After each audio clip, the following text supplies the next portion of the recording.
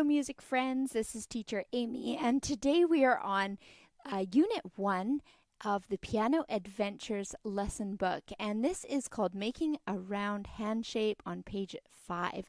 Now, this is a little duet that you can do along with, and the essential part of this lesson is that you're working to have a relaxed, open hand, and then students get to draw in their fingers, again, not as a motion of tension, but a very relaxed drawing in to create a supported hand position.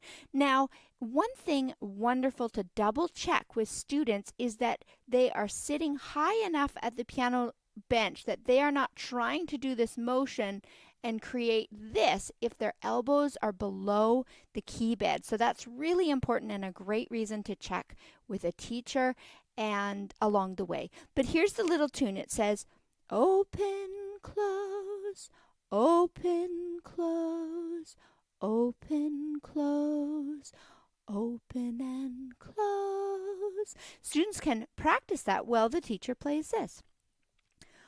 Open, close, open, close, open, close, open and close.